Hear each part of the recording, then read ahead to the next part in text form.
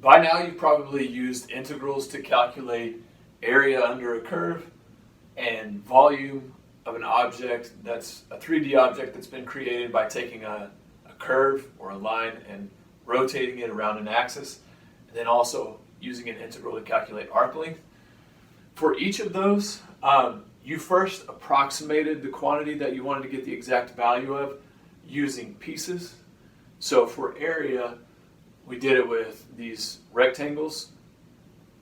For volume, we did it with these discs or cylinders. And then for length, you did it with straight lines, because it's really easy to calculate the length of a straight line or the volume of a cylinder or the area of a rectangle.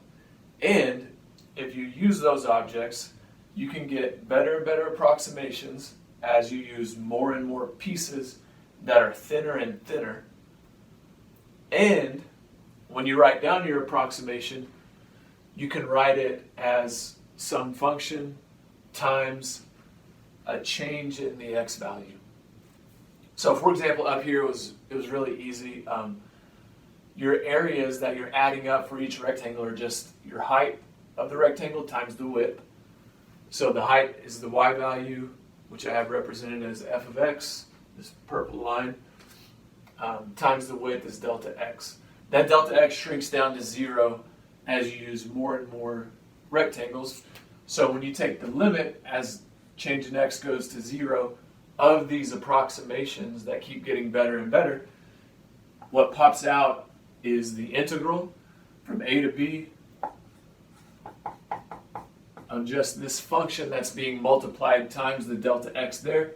And usually in symbols you represent, you change the delta x to a dx for the integral. Then for the volume, you still have this width delta x that's getting smaller and smaller as you use more and more pieces to get better and better approximations. So if you take the limit of this thing as delta x goes to 0, you know you get the integral of pi r squared with respect to x. So r is a function of x. It's the height here. It's determined by that line. So this would be something like pi times f of x squared.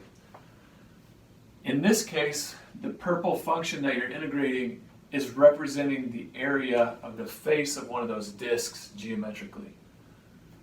In this case, when you write out the length of each piece, you can write it like this, where delta x is still the same thing that it was in these two pieces, and then delta y is the corresponding change in y along the curve when you've changed by this much of x. This time it's not as obvious how to write it as something times delta x, but you can factor out a delta x squared or use the mean value theorem to rewrite it like this. Now you have a function times delta x, but in this case that purple function is not given by something nice geometrically here that we can draw using what we know. This purple function is actually the speed at which an object is moving along the curve with respect to x. All right, we want to take this process and apply it to a lot of other situations, a lot of other applications in physics and other areas. So I want to give you one simple example of how to do this in the context of calculating work. So imagine that we have some object, I'll just use a box, and a force is being applied to that box. So there's a force, which I'll call F. If the force is moving in the same direction that the box moves, then you can calculate work by just calculating the amount of the force times the distance that the box moves. So I'll represent that as F times D. And I'm thinking of D as the length of this arrow. But what if the force changes as the box moves?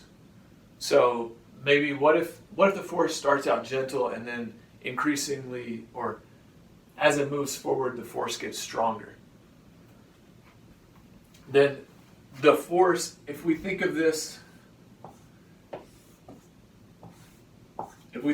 direction as x, then the force is just going to be a function of x. It changes as x moves. So if that force is changing smoothly, we can represent it by some function.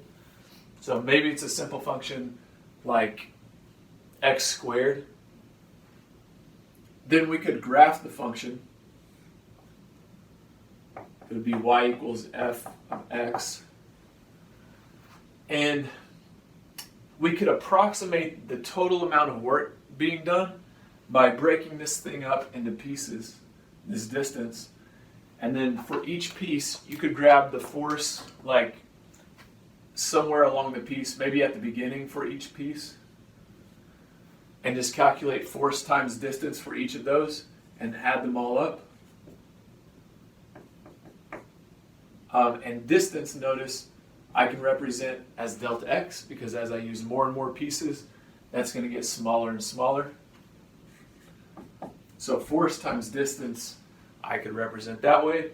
And then since I have a function times delta x, and since these approximations are getting better and better in a really nice way, if I take the limit as delta x goes to 0, then the actual work done over this entire distance by the force is going to be an integral. So you'll just end up integrating that force function. So you'll see a few other examples of this, and you want to be open to the idea of using this in the future for other things. So this is a nice tool to have in your back pocket to be able to solve problems in the future.